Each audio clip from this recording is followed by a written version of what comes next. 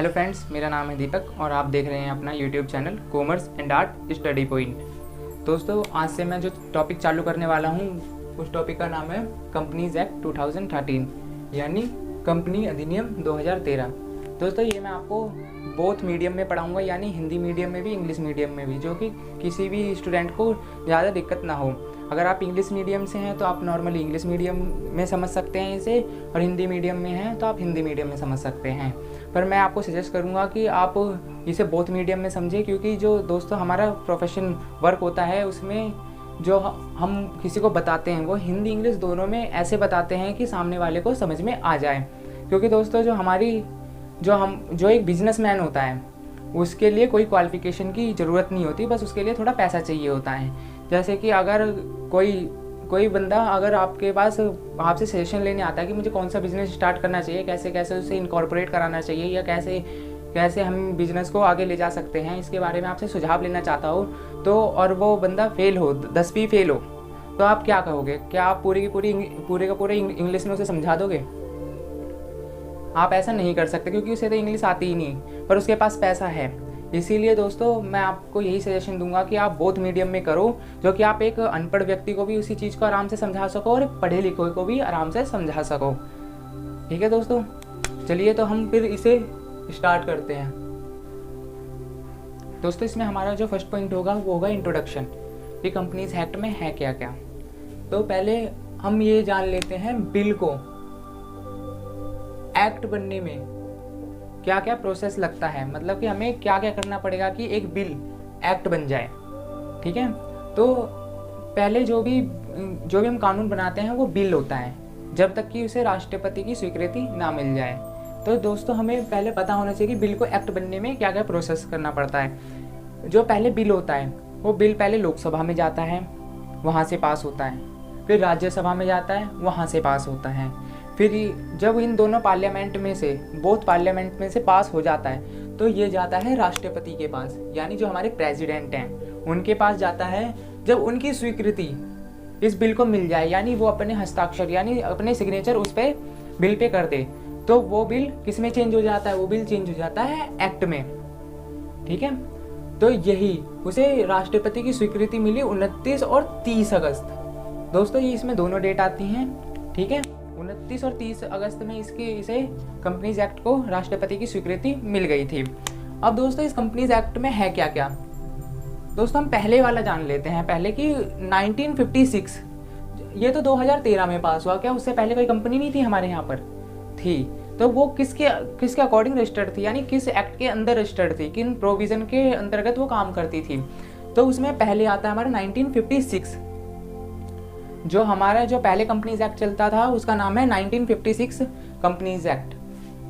ठीक है, इसमें हमारे 658 सेक्शन यानी दोस्तों धाराएं, जैसे कि हम धाराएं जानते हैं कि हमारे आईपीसी जो है इंडियन पेनल कोड, उसमें उसकी बुक में कितनी धाराएं हैं, वैसे ही इसमें भी धाराएं होती हैं। जैसे 658 धाराएं, 658 धाराएं हैं जिसे हम सेक्शन कहते हैं इंग्लिश में।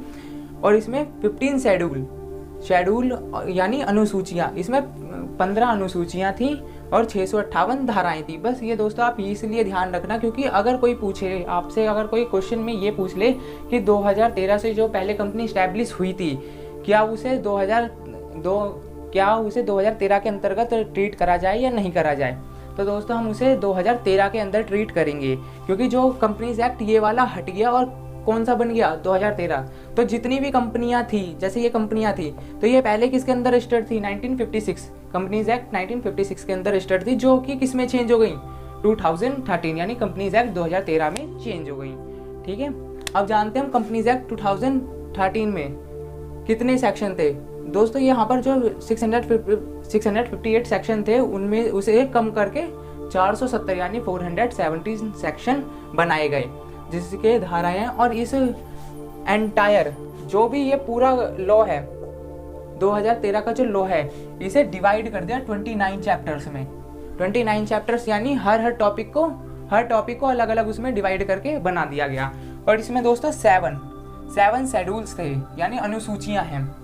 ठीक है दोस्तों, इसमें और इस वाले में कितने थे? 15 थे, जिसे घटाकर 7 शेड्यूल यानी 7 शेड्यूल कर दिए, यानी अनुसूचियां कर दी। दोस्तों आपको घबराने की बिल्कुल ज़रूरत नहीं है। इसका आपको यहाँ पर नोट्स का एक वो दिख भी रहा होगा यहाँ पर कि मैंने खुद एक नोट्स बना रखे हैं। अगर आप हिंदी मीडियम से हैं तो उसे डाउनलोड कर लेना। आपको डिस्क्रिप्शन में हमारे टेलीग्राम चैनल का लिंक मिल जाएगा, वहाँ पर जाके आप इस नोट्स को डाउनलोड कर सकते हैं। और दोस्तों अगर आप इंग्लिश मीडियम से हैं, क्योंकि हिंदी मीडियम में बुक है नहीं SOL की साइड पे, इसीलिए मैंने हिंदी मीडियम में अपने हाथ से बना दिए नोट्स। अगर आप इंग्लिश मीडियम में हैं तो वहाँ पर आपको बुक ऑलरेडी मिल जाएगी, आप उसे पढ़ लीजिए, आपका पूरा काम हो जाएगा। या आप यहाँ पर समझ लीजिए आपका उसमें ही पूरा हो जाएगा। इसमें आपको अदर बुक की, किसी भी राइटर की बुक की ज़रूरत नहीं पड़ेगी। तो चलिए दोस्तों हम अपने अगले टॉपिक पे चलते हैं। हमारा नेक्स्ट टॉपिक है definition of A company. Company की डेफिनेशन क्या है दोस्तों, आप इधर साइड में भी देख सकते हैं, आपको यहाँ पर दिख जाएगा उसका। दोस्तों जो कंपनीज एक्ट है उसके अकॉर्डिंग कंपनी की एक डेफिनेशन, प्रॉपर डेफिनेशन क्या है, ये दोस्तों हमें सेक्शन 2 क्लोज या सब सेक्शन कह सकते हैं क्लोज 20 में बताया गया है कि कंपनीज एक्ट में 2013 में कि कंपनी की डेफिनेशन है क्या। दोस्तों कंपनी की डेफिनेशन सिंपल सी है। इस अकॉर्डिंग दिस एक्ट कि इसमें जो कंपनी पंजीकृत होनी चाहिए या तो कंपनीज एक्ट 2013 में पंजीकृत होनी चाहिए, या इससे पहले जो हमारा 1956 जो कंपनीज एक्ट था उसके अकॉर्डिंग रजिस्टर्ड होनी चाहिए। जो भी कंपनी इन दोनों एक्ट के अंदर रजिस्टर्ड है यानी पंजीकृत है वो कंपनी मानी जाएगी। यानी दोस्तों हम इनसे इंग्लिश में समझ सकते हैं कि जो हमारा जो प्रीवियस, ये तो हमारा प्रेजेंट है और यह है प्रीवियस यानी पहले वाला एक्ट, अगर इसके अंदर कोई कंपनी रजिस्टर्ड है तो उसे भी कंपनीज एक्ट में ही ले लिया जाएगा। जो मैंने आपको पहले भी बताया था, जो इसकी सारी जो कंपनियां थी वो उठकर कौन से एक्ट में चली गई, 2013 वाले एक्ट में आ गई। ठीक है, वो अब हम उसे ट्रीट कैसे करेंगे, ट्रीट करेंगे हम उसे 2013 वाले एक्ट के अकॉर्डिंग। ठीक है दोस्तों, अगर दोस्तों आपको इसका PDF चाहिए तो मैंने आपको पहले ही बता दिया, डिस्क्रिप्शन में आपको हमारे टेलीग्राम चैनल का लिंक मिल जाएगा, वहाँ से जाके इसे के PDF को डाउनलोड कर लीजिएगा। अगर आपको इंग्लिश मीडियम के नोट्स की भी ज़रूरत पड़ती है तो आप मुझे कमेंट सेक्शन में बता दीजिएगा, मैं उसके भी नोट्स आपको टेलीग्राम चैनल पे ही प्रोवाइड करा दूंगा। दोस्तों ये तो हो गया था हमारी कंपनी की डेफिनेशन जो अकॉर्डिंग थी किसके, कंपनीज एक्ट 2013 के अकॉर्डिंग थी। दोस्तों अब हम इसे नॉर्मली अपनी भाषा में कैसे समझे कि कंपनी होती क्या है। पहले तो दोस्तों इसमें जो फर्स्ट पॉइंट है कि हमारे कुछ लोगों का ग्रुप होना चाहिए, यानी जो कुछ लोग होते हैं जैसे कि आप हो गए, आपके दोस्त हो गए, एक साथ मिलके कुछ काम को करने की शुरुआत करें। ठीक है, तो आप इस पे पहले तो राजी होने चाहिए। जैसे कि 1 2 3 4 5 आपके 5 मित्र हैं और आप साथ में एक कंपनी खोलना चाहते हैं, कंपनी आप खोलना चाहते हैं, तो आप क्या करोगे, पहले तो आपके जो पांचों के पांचों जो मित्र हैं यानी फ्रेंड्स हैं वो पहले तो अपने अपने घर से कुछ ना कुछ तो मनी यानी कहते हैं कैपिटल लेकर आओगे। ठीक है, आप एक साथ मिलकर किसी काम को करने की इच्छा है आपकी, तो आप एक साथ मिलकर किसी काम को करते हो। ठीक है, और आप अपनी इच्छा अनुसार कैपिटल लाते हो। इसमें कोई ऐसा नहीं है कि एक समान ही कैपिटल लाई जाएगी, आप अलग अलग उसमें भी कैपिटल ला सकते हो अपनी, और उसे करने के लिए आप सारे एक साथ तैयार हो। ठीक है, तो आप कैपिटल लाके और उसका जो आपको भी प्रॉफिट होगा उसे बांटने के लिए आप तैयार हो अपने दोस्तों के साथ, उसे बांटने के लिए तैयार हो आप अपने दोस्तों के साथ। ठीक है, तब अगर आप ये सब कर लेते हो फिर आपको इसमें कंपनी जो ये है कंपनीज एक्ट 2013 है, इसके अंदर आपको रजिस्ट्रेशन करवाना पड़ेगा, और रजिस्ट्रेशन करवा के आप अपनी कंपनी को इनकॉर्पोरेट करवा सकते हो। इनकॉर्पोरेट करवाने के बाद आपके एक ये दोस्त का जो समूह था यानी संगठन था वो अब किस में चेंज हो जाएगा, कंपनी में चेंज हो जाएगा। तो इसमें बताने का मतलब यही था दोस्तों कि आप कुछ लोगों का संगठन जो मिलकर किसी कार्य को करना चाहता है और उसे में जो लाभ हो या हानि हो उसे अपने हिस्से में बांटना चाहता है उसको ही, और उसे अगर हम किस में रजिस्टर करवा दें, कंपनीज एक्ट 2013 में रजिस्टर करवा दें तो वो क्या कहलाई जाएगी, फिर वो कहलाई जाएगी कंपनी। ठीक है दोस्तों, अब हम चलते हैं अपने नेक्स्ट टॉपिक पर। हमारा नेक्स्ट टॉपिक है कॉर्पोरेशन यानी निगम। दोस्तों इसकी जो आपकी डेफिनेशन है वो आपको मिलेगी कंपनीज एक्ट 2013 के सेक्शन 2 क्लोज 11 में। इसमें इसकी डेफिनेशन में दोस्तों ये कहा गया है कि भारत से बाहर निगमित यानी कॉर्पोरेट कोई भी कंपनी बस वो क्या नहीं होनी चाहिए, वो सहकारी सोसाइटी नहीं होनी चाहिए, उसे इसके अंतर्गत लाया गया है। इसमें जो पहला दोस्तों होता है वो होता है एकक निगम यानी कि कॉरपोरेशन सोल मतलब यानी सिंगल कॉरपोरेशन। उसके अंतर्गत दोस्तों किसे रखा गया, राष्ट्रपति गवर्नर। जो ये होता है इन्हें हम कभी भी कंपनीज एक्ट के अकॉर्डिंग नहीं ट्रीट करेंगे। और जो सेकंड है सामूहिक निगम का मतलब है कॉरपोरेशन एग्रीगेट, मतलब कि एक समूह संस्था जो कि कोई भी हो सकती है, व्यापार संघ, बस वो भारत में निगमित नहीं होनी चाहिए, वो बाहर की होनी चाहिए। ठीक है, अब हम चलते हैं दोस्तों अपने नेक्स्ट टॉपिक पर। हमारा नेक्स्ट टॉपिक है कैरेक्टरिस्टिक्स ऑफ ए कंपनी, यानी कंपनी की प्रमुख विशेषताएं। जो दोस्तों कंपनी की प्रमुख विशेषताएं क्या हैं, क्योंकि दोस्तों आपने देखा होगा कि आप एक पार्टनरशिप भी खोल सकते हो, आप LLP भी खोल सकते हो यानी लिमिटेड लायबिलिटी पार्टनरशिप भी खोल सकते हो, या एक कंपनी भी खोल सकते हो। तो हम कंपनी को ही क्यों चुने, मेनली ये है कि हम कंपनी को ही क्यों चुने। कुछ इसकी विशेषताएं हैं जो कि हमें इसे चुनने के लिए मजबूर करती हैं। यानी अगर हमें कुछ ऐसा चीज़ खोलनी है जिसमें हमारी कुछ विशेषताएं हों जो हमें चाहिए, इसीलिए हम क्या खोलते हैं, कंपनी को खोलते हैं। दोस्तों इसकी जो पहली प्रमुख विशेषता है वो है कानून द्वारा निर्मित, यानी क्रिएशन बाय लॉ। यानी जो इसमें दोस्तों एक कानून द्वारा बनाई जाती है, यानी क्रिएशन बाय लॉ। जैसा कि आपने पढ़ा भी है इसे 2013 यानी कंपनीज एक्ट 2013 के अंदर रजिस्टर करवाया जाता है। रजिस्टर यानी पंजीकृत। इसलिए दोस्तों जो भी कंपनी काम करती है, यानी कंपनी जो भी काम करती है वो किसके अंतर्गत करती है, कंपनीज एक्ट 2013 के अंतर्गत करती है। अगर हम कंपनी इससे बाहर चली जाए तो हम उसे जो कंपनीज के एक्ट है वो उससे बाहर चली गई तो हम उस पर केस भी कर सकते हैं। इसीलिए दोस्तों जो भी काम करना होता है उसे कंपनीज एक्ट 2013 के अंदर ही सारा काम करना होता है, और ये क्रिएटेड बाय लॉ होती है। जैसे कि आपने देखा कि जो ये कंपनीज एक्ट 2013 में रजिस्टर्ड होती है तो ये किसके अकॉर्डिंग बनती है, ये लॉ के अकॉर्डिंग बनती है। इस पे लॉ फॉलो रहते हैं। जो कंपनी मेनली होती है वो 3 प्रकार की होती है। जो पहली होती है 1% कंपनी मतलब OPC 1% कंपनी, और फिर होती है प्राइवेट लिमिटेड, और तीसरी होती है लिमिटेड। दोस्तों जो OPC कंपनी होती है यानी 1% जो कंपनी होती है उसमें बस एक ही सदस्य यानी मेंबर चाहिए होता है, और जो प्राइवेट लिमिटेड है उसमें कम से कम हमें 2 मेंबर चाहिए होते हैं, और ज़्यादा से ज़्यादा इसमें 200 मेंबर्स हो सकते हैं, इससे ज़्यादा नहीं हो सकते। पर जो लिमिटेड कंपनी है उसमें 7 तो मेंबर चाहिए कम से कम, और इसमें जो अधिकतम यानी लिमिटेशन जो है इसकी वो है इन्फिनिटी, यानी कि कोई इस पर रोक नहीं है, आप कितने भी इसमें मेंबर बना सकते हो आप अपने। तो जो भी इसमें क्रिएशन होता है ये लॉ के अकॉर्डिंग ही यहाँ पर बना रखा है कि 1% कंपनी में 1 चाहिए, प्राइवेट लिमिटेड में 2 मेंबर चाहिए, और लिमिटेड में कम से कम 7 मेंबर चाहिए। तो ये किसने बताया, ये बताया हमारे कंपनीज एक्ट 2013 ने, जिसके अकॉर्डिंग ये कंपनी जो है रजिस्टर्ड होती है। और बाकी आप नोट्स में से इसे अच्छे से पढ़ना चाहें तो पढ़ सकते हैं। और इसे दूसरी प्रमुख विशेषता ये है कि ये कृत्रिम व्यक्ति यानी आर्टिफिशियल पर्सन यानी कृत्रिम व्यक्ति जो दिखाई तो नहीं देता हमें पर है, अस्तित्व में वो चीज़ है। जैसे कि अगर आप केस करना चाहो अपने पड़ोसी पर तो आप उस पर कर सकते हो केस, ठीक है। वैसे ही आप अगर कृत्रिम व्यक्ति यानी कंपनी पे केस करना चाहो तो आप कंपनी पे भी केस आराम से कर सकते हो। पर इसमें ये होता है कि इसकी एक प्रमुख विशेषता है। ये इसकी प्रमुख विशेषता क्यों है, क्योंकि दोस्तों अगर हमें किसी के साथ एग्रीमेंट करना हो, एग्रीमेंट या कॉन्ट्रैक्ट करना हो, तो हम नॉर्मली या तो अगर मैं करूँगा तो मैं अपने दीपक के नाम से रजिस्टर करवाऊँगा कॉन्ट्रैक्ट और अपने साइन करूँगा। पर जो ये होता है कृत्रिम व्यक्ति यानी कि आर्टिफिशियल जो पर्सन है, कंपनी आर्टिफिशियल पर्सन है, वो अपने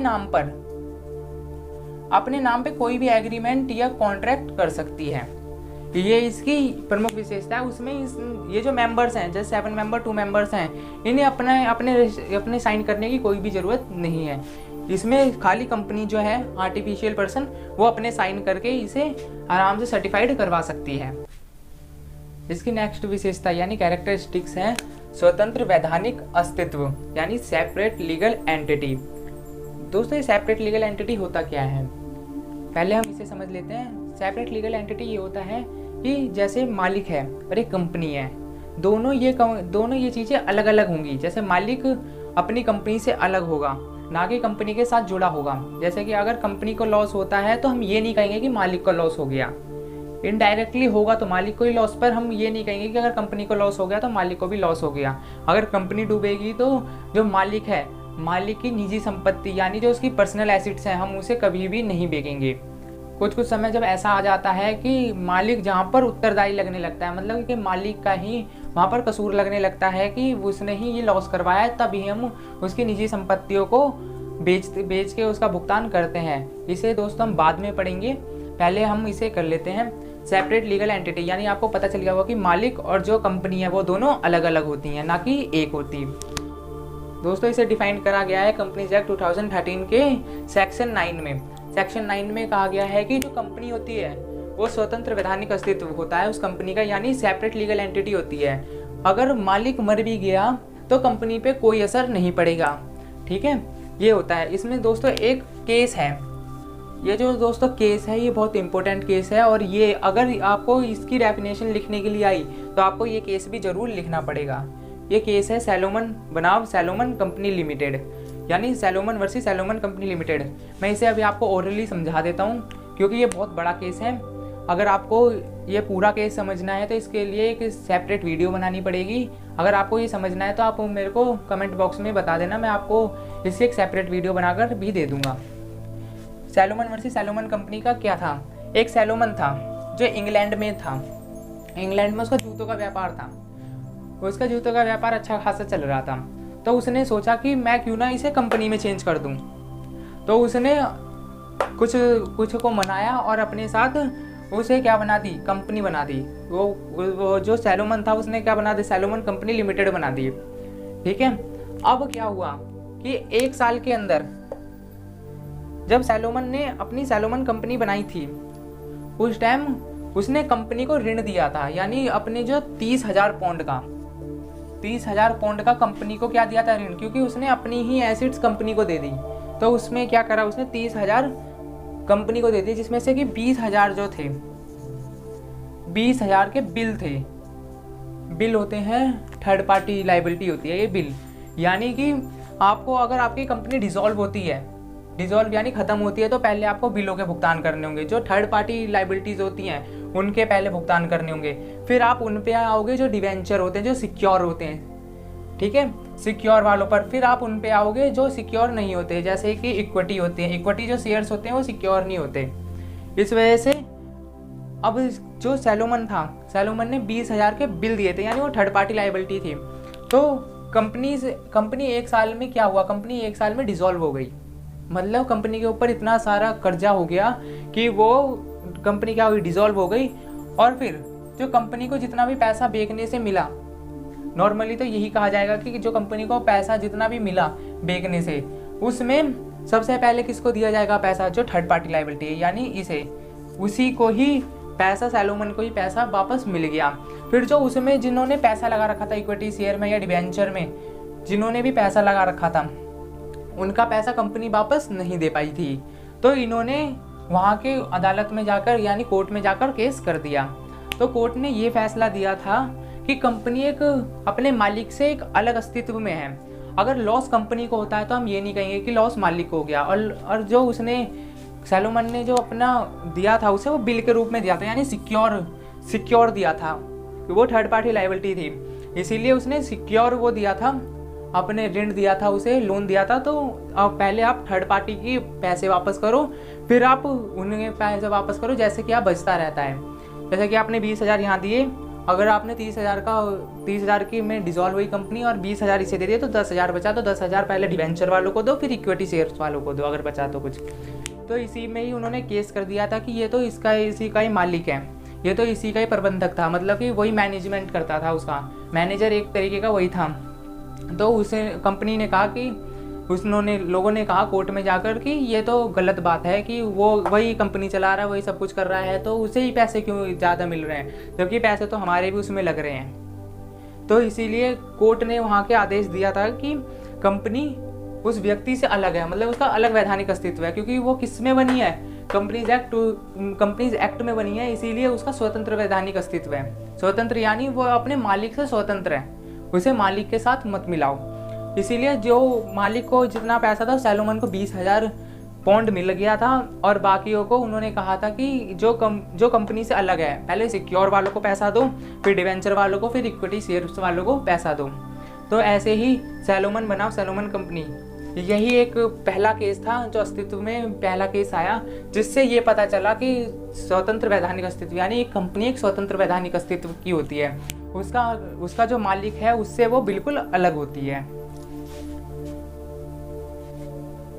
अब कंपनी की अगली विशेषताएं हैं। चौथी, सीमित दायित्व यानी लिमिटेड लायबिलिटी। कंपनी की लिमिटेड लायबिलिटी होती है, यानी कि अगर मैंने कंपनी में 100 रुपये लगाए हैं तो मेरी 100 रुपये तक की लायबिलिटी होगी। मैं 100 रुपये से 1 रुपया भी फालतू कंपनी को नहीं दूंगा। अगर कंपनी डिसॉल्व हो जाती है या ख़त्म हो जाती है तो मैं कंपनी को सिर्फ 100 रुपये दूंगा, 100 रुपये से ज़्यादा कंपनी को बिल्कुल भी नहीं दूंगा।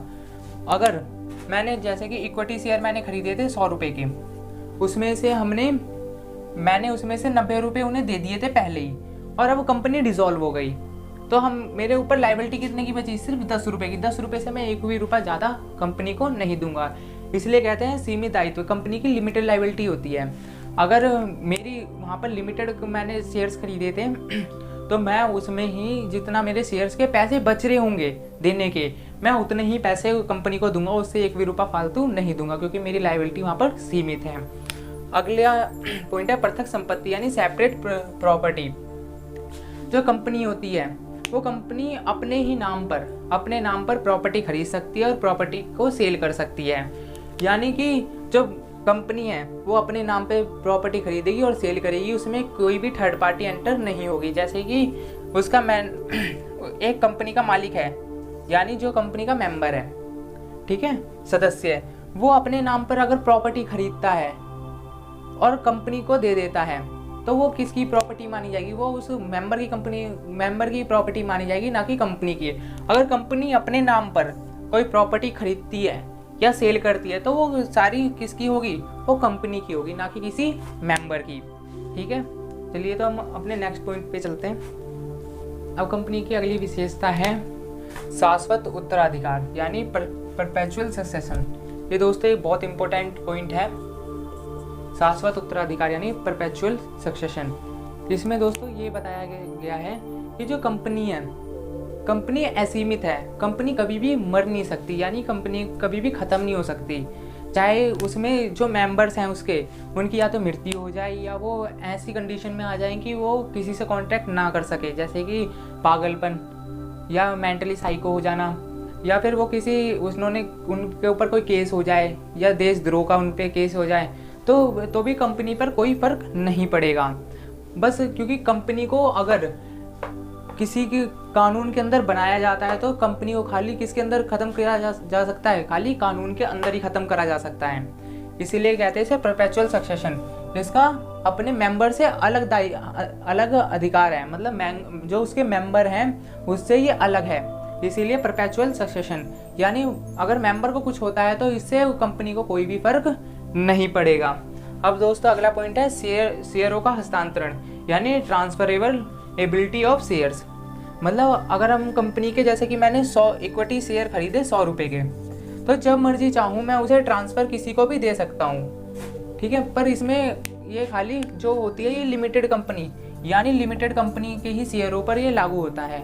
अगर मैं निजी कंपनी यानी प्राइवेट लिमिटेड कंपनी का अगर मेंबर हूँ तो मैं अपने जो शेयर्स हैं उसे ट्रांसफ़र नहीं कर सकता किसी को। वो सिर्फ मेरे मरने के बाद मेरा उत्तराधिकारी होगा, यानी मेरा जो लड़का होगा या फिर मेरी वाइफ होगी, उससे ही ये ट्रांसफरेबल होंगे, ना कि किसी और को।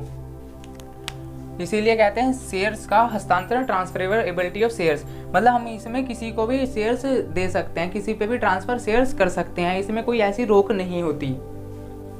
अब हमारी अगली विशेषता है कंपनी की सार मुद्रा यानी कॉमन सील। कॉमन सील दोस्तों क्या होती है? अगर हम नॉर्मली एक व्यक्ति से पूछें कि आप साइन कर सकते हो तो वो आराम से साइन कर सकता है, पर ये तो हमें दिखाई नहीं देती, कंपनी तो हमें दिखाई नहीं देती, तो हम इससे पूछेंगे कि आप साइन कर सकते हो तो ये साइन नहीं कर सकती।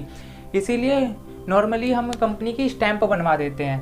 अगर कंपनी का भी कोई पेपर वर्क होता है तो हम सीधा उसके जहाँ पर उसके साइन होते हैं मेंबर के साइन होते हैं वहाँ पर अगर हम स्टैंप लगा दें तो भी कंपनी का काम चल जाता है। इसीलिए कहते हैं कंपनी एक सार्वजनिक मुद्रा, यानी कंपनी की कॉमन सील होती है कि अगर कंपनी उस पर अपना स्टैंप लगा दे तो वो कंपनी से कॉन्ट्रैक्ट माना जाता है कि उसके साथ कंपनी का कॉन्ट्रैक्ट हो चुका है, क्योंकि कंपनी का जो अस्तित्व होता है वो अपने मेंबर से अलग होता है, यानी सदस्यों से अलग होता है। दोस्तों ये सार्वजनिक मुद्रा अगर आपको इसे बनाना कोई ज़रूरी नहीं है, अगर आपके पास कोई स्टैंप नहीं है तो इसमें कोई ज़रूरी बात नहीं है। अब अगला है वाद योग्यता, यानी मेशू और मेबीसू शुड, मतलब कि वाद योग्यता में अगर आपको किसी के ऊपर केस करना है तो कंपनी डायरेक्टली किसी के ऊपर केस कर सकती है और कंपनी पे भी ऑलरेडी उल्टा केस करा जा सकता है। तो यही होती है कंपनी की योग्यता कि अगर आपको किसी पे केस करना है तो आपको मेंबर का इंतजार करने की अपनी ज़रूरत नहीं है। जो आपके मेंबर हैं जिन्होंने आपको कंपनी बनाई है उसके इंतजार करने की ज़रूरत नहीं है। आप डायरेक्टली वहाँ पर कंपनी के नाम से सू कर सकते हो, यानी केस कर सकते हो किसी पार्टी पर, और कंपनी पे भी केस करा जा सकता है, यानी उसके मेंबर पे केस ना करके आप उस कंपनी पे केस कर सकते हो। दोस्तों ये थी हमारी आज की फर्स्ट क्लास यानी डे 1 क्लास। अगर आपको कुछ ना समझ में आया हो तो आप कमेंट में मुझे ज़रूर बता देना, और अब इसकी नेक्स्ट क्लास हम करेंगे नेक्स्ट वीडियो में। अगर आपको दोस्तों वीडियो पसंद आई हो तो वीडियो को लाइक करें और हमारे चैनल को सब्सक्राइब कर लें, क्योंकि अब मैं इसे पूरी को पढ़ाने वाला हूँ, पूरी कंपनी लॉ को अब डिफाइन करने वाला हूँ, पढ़ाने वाला हूँ। अगर आपको दोस्तों नोट्स चाहिए तो मैं डे टू डे वाइज अपने टेलीग्राम चैनल, जो कि आपको लिंक डिस्क्रिप्शन में मिल जाएगा, वहाँ पर जाकर टेलीग्राम चैनल पर जाके उसे डाउनलोड कर लेना। आपको सिंपली वहाँ पर देखने को मिल जाएगा, सारे PDF मिल जाएंगे और वहाँ पर आप जाके आराम से पढ़ सकते हैं। अगर दोस्तों आपको कोई भी दिक्कत आई हो तो प्लीज़ कमेंट ज़रूर करना।